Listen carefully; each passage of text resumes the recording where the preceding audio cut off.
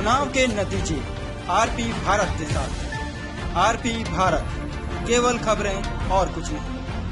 नमस्कार, मैं हूं अंजलि। आरपी भारत में आपका स्वागत करती हूं। तो चलिए शुरुआत करते हैं आज की किसी प्रमुख खबर। वैशाली जिला के राजापाकर विधानसभा में चिराग पासवान चुनावी रैली को अपने प्रत्याशी एवं अपने जीजा धनंजय पासवान के समर्थन में रैली की।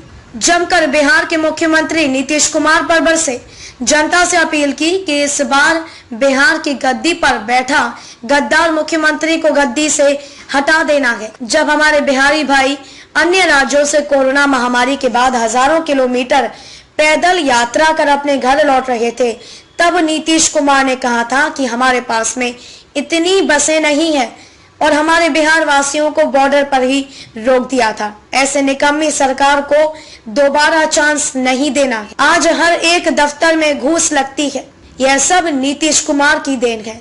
और जब हम लोग किसी की सिफारिश करने के लिए कॉल करते हैं तो नीतीश जी के लोग कहते हैं सर खा रहे हैं, सर अभी सो रहे हैं।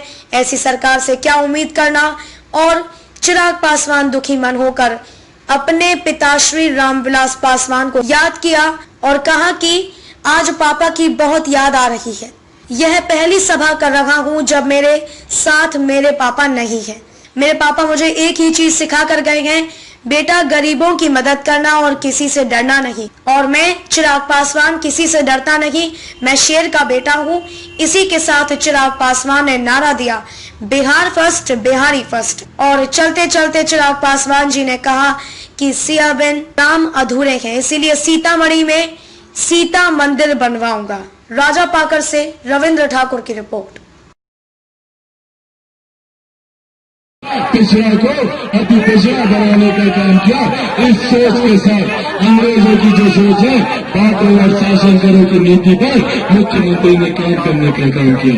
जबकि हकीकत ऐसा थी कि बिहार में अगर कोई एक जाति है तो वो गरीबी की जाति है। और इस गरीब जाति में हर जात में 12,000 के लोग हैं। जब तक इस गरीब जाति के हाथ में हम लोग रोजगार नहीं देंगे, जब तक इस गरीब जाति के हाथ में काम नहीं आएगा, जब तक कमाकर उसके हाथ में पैसा नहीं आएगा, प्रति व्यक्ति आए जब तक बिहार की नहीं बढ़ेगी तब तक बिहार का विकास नहीं हो सकता। और जो मुख्यमंत्री जो सोचता है बिहार का विकास हो